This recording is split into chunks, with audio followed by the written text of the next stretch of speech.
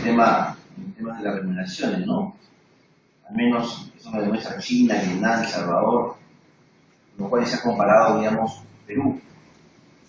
Eso quiere decir también que si nosotros queremos ser un país o una economía de sueldos altos, vamos a tener que dejar en algún momento ese tipo de actividad y migrar hacia otra actividad. Porque miremos, Estados Unidos creo que ya no se producen textiles, en Europa no se producen textiles, porque nadie puede competir con China, nadie puede competir con Vietnam, nadie puede competir con El Salvador. No es que sea una crítica contra el sector, por si acaso, sino es la realidad.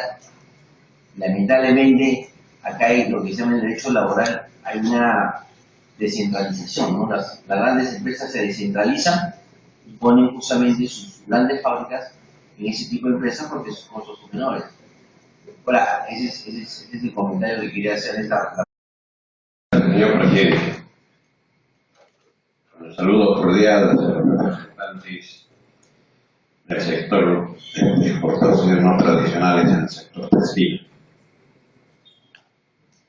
Según la exposición, señor presidente, por su intermedio, de los señores que representan las empresas textiles, el trabajador peruano vive una panacea, goza de todos los beneficios. No hay por qué preocuparse. No es así. Sin embargo, hablamos de un círculo perverso, que yo diría pernicioso, voraz, explotador. Este círculo voraz, pernicioso, como ustedes lo llaman,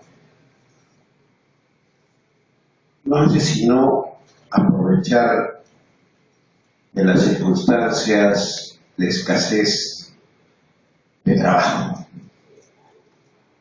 Hacen aparecer ustedes que como empresarios son los capacitadores de los trabajadores para que los otros sectores gocen de los beneficios. ¿Pero a costa de qué esta capacitación? Es en base a la explotación, es en base a que no se respete en la integridad los derechos laborales, como por ejemplo el derecho a la sindicalización. Este maltrato psicológico cotidiano y diario del hombre y la mujer textil, que tiene que pensar en producir más, porque no tiene la seguridad cuándo va a ser despedido. Nos dan, lógicamente, ustedes una lista de todos los derechos laborales, porque felizmente el Estado peruano ha ido entendiendo de que usted está en la obligación, porque esta lista de derechos laborales usted no lo hace de su propia voluntad ni propio desprendimiento, y esto es algo tangible. El año de 1978 el gobierno da la ley 22.342, ley de promoción de exportaciones tradicionales, en el que durante 10 años las empresas textiles han gozado de toda exoneración tributaria. Los trabajadores hace 30 años siguen este martillo psicológico, porque no tienen seguridad personal, individual, porque la capacitación que ustedes hacen alarde, que se le da primero es para satisfacer las inquietudes de ustedes. Y como cuando ya lo utilizan, no le dan sino un despido. Yo creo que esto tenemos que superarlo, señores empresarios. Tenemos que contemporizar. Tenemos que entender que el trabajador necesita una vida decente y sus derechos sean respetados, no por misericordia ni por favor ni nada, sino porque los derechos son así. Y estas listas que usted nos presenta no ha sido un desprendimiento humanitario, ha sido porque la ley nos obliga. Por eso es que reniegan ahora cuando este gobierno, por ejemplo, da las inspectorías a través de SUNAMIR. Reclaman porque son sancionados. Reclaman y por ustedes nunca quisieran que haya inspectoría en los centros de trabajo. Esto es también una realidad. Yo me pregunto, esta empresa textiles, como usted dice, depende de las contrataciones que puedan tener, de los pedidos, dicho en un castellano más claro. Esa es temporal y esa es su justificación. Pero la labor es permanente. La labor textil es permanente, constante. Y los trabajadores en su trabajo, señor presidente, por su intermedio, es temporal. Yo me pregunto y digo, ¿por qué una norma de carácter temporal, porque esta ley fue de carácter temporal, excepcional, se ha convertido en permanente? ¿A qué se debe? ¿Por qué se hace? ¿Por qué se continúa? ¿Por qué no se entiende que los trabajadores son seres humanos tal como nosotros, que han hecho grandes las empresas textiles? Porque el dinero y el capital no lo hace todo, sino lo fundamental, la labor de los trabajadores, hombres y mujeres, que yo veo y he visto en Arequipa, por ejemplo, se pisotean los derechos laborales. Ahorita, y hace un momento, señor presidente, usted escuchó la queja directa. Se despiden a los trabajadores cuando pretenden, cuando osan, cuando tratan de hacer de respetar sus derechos, se despiden, porque es lógico, no se respeta la estabilidad laboral. Uno de los elementales derechos que tienen los trabajadores no son entendidos. ¿Para qué hablamos ya de los convenios bilaterales que pueden existir, la negociación colectiva? Ese monstruo para los empresarios no debe haber, no puede existir. Esa es la preocupación de los trabajadores. Queremos un trabajo decente, equitativo, comprendido. No queremos ciudadanos que después de cumplir 30 años de servicio, donde no tienen seguridad a sí mismo, sean trabajos despedidos, no entendidos por las empresas. Pero eso también me pregunto, ¿cómo podemos seguir manteniendo este régimen laboral que violenta los derechos de los trabajadores? ¿Cómo?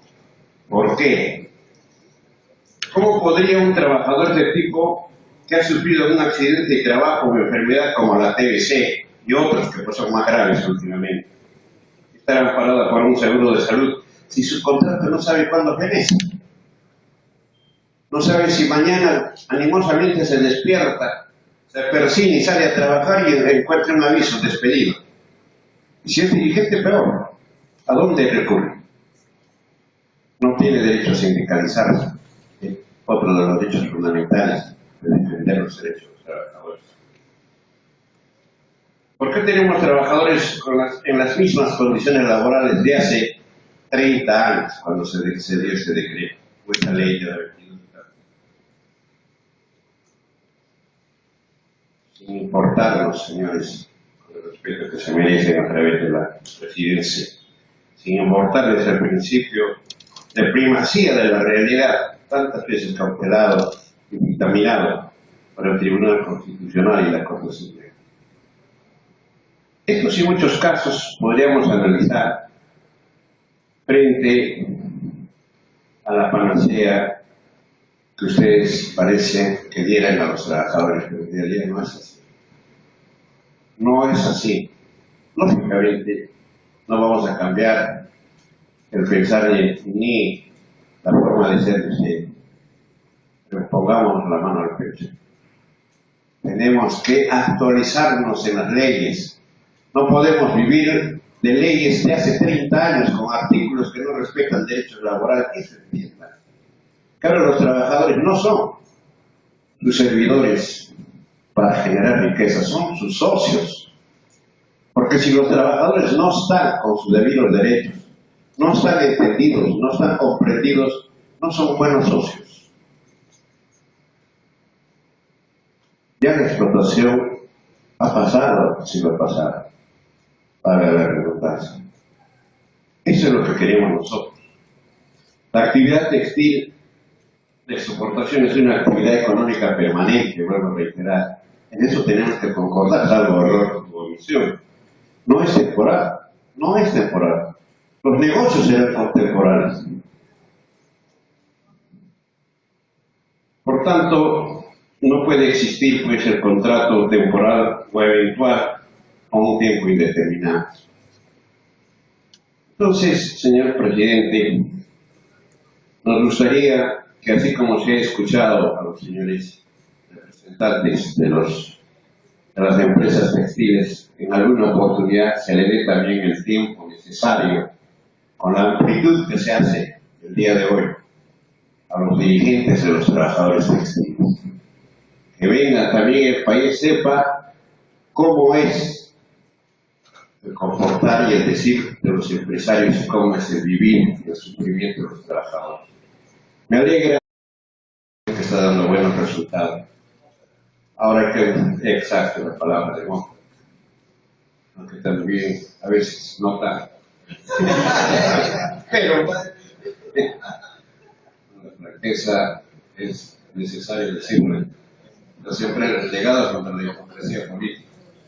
Por eso, señor presidente de la Comisión, para el respeto, señores representantes de los textiles, habrá la oportunidad de sentarnos en una mesa. Los trabajadores, ustedes, nosotros, busquemos, como digo, hacer actualidad, contemporizar esa ley. Ciertos artículos de esa ley deben ser derogados y ponerlos en la actualidad. Todo avanza, la cibernética crece, la tecnología crece. Solo nosotros tenemos leyes que duran 30 años. Que los trabajadores, hombres y mujeres, sigan en este vaivén de la inestabilidad. Gracias, señor.